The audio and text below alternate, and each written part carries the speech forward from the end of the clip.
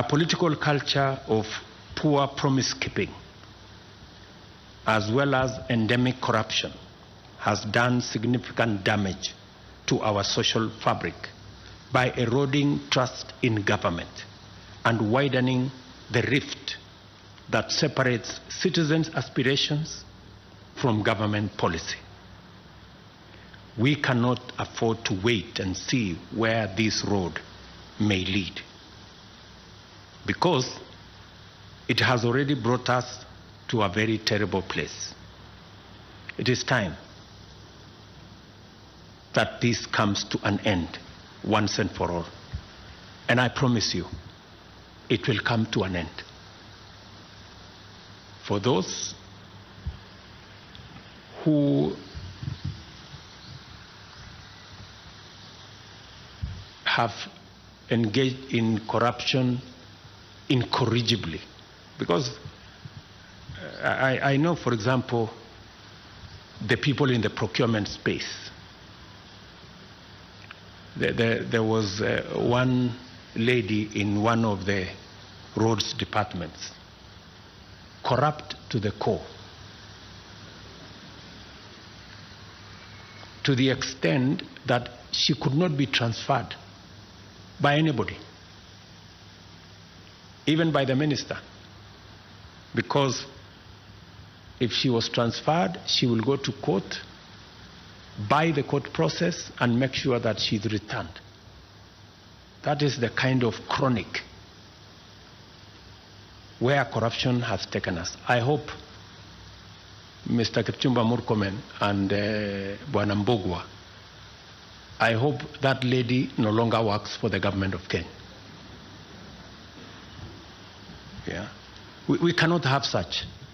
There are people who have made government offices their private property. You try to transfer them elsewhere, they go to court, they go to some agency, you find them back. It will not happen. Yeah? Those kind of things, we must put them behind us. We are servants of the people of Kenya. We are not their masters. And we serve at the pleasure of the people of Kenya. We don't serve at their mercy. So it's going to be different. It is going to be different. I promise you, it's going to be different. And it's not going to be business as usual. And we are not going to wait until public money is lost. The moment there is signs that you have intentions of doing something, we will deal with you firmly and summarily. And because we have enough people in Kenya who can do these jobs. Under our new bold vision of radical transformation, we must simultaneously implement policies, programs, and projects to achieve inclusive growth, and at the same time undertake robust measures to eradicate corruption, wastage, and inefficiency. I have given my solemn undertaking to protect public resources during my term in office. I shall be held to account for the good performance of our country, delivery of our commitments, and the stewardship of public resources. I intend, by all means, to keep a good account of each of these mandates. I ask for your assistance, and all of us to commit to make sure that we don't disappoint the people of Kenya. In order to do this, I shall hold every officer serving in government, beginning with you people seated here, to account for both their performance in service delivery and stewardship of public resources. I shall deal with cases of negligence, misappropriation, embezzlement, theft, or other misconduct or corruption in relation to public resources summarily and decisively. You are hereby duly notified. I have high expectations of you because I am confident that by now you are familiar with the workings of government, accustomed with our work rate, and fully aware of our intention to implement all our commitments. I speak to many of you on phone. Many times I call you to my office, we interact in different places. I ask you questions, you know that, on programs, on projects. And I find that many of you, the people I speak to, don't even know what is going on in your ministries or departments. You have very scanty information. The moment I know more than you in your ministry, then you must begin to understand that something is very wrong. Because by constitution, you are supposed to advise me. Explain to me how you are going to advise me if you have less information than I do. Who is going to be advising who? I call many PSs. You ask them what's going on here. They have no clue. And this is your department. That is the job that you have. You are not a messenger. You are not a security person. You are not a photographer. You are not a watchman. You are the PS or the minister. And the job of the minister and the PS you don't know, or you don't have information.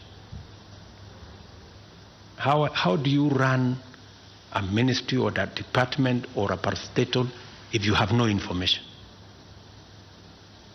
That is the highest level of incompetence. So please, take time, read.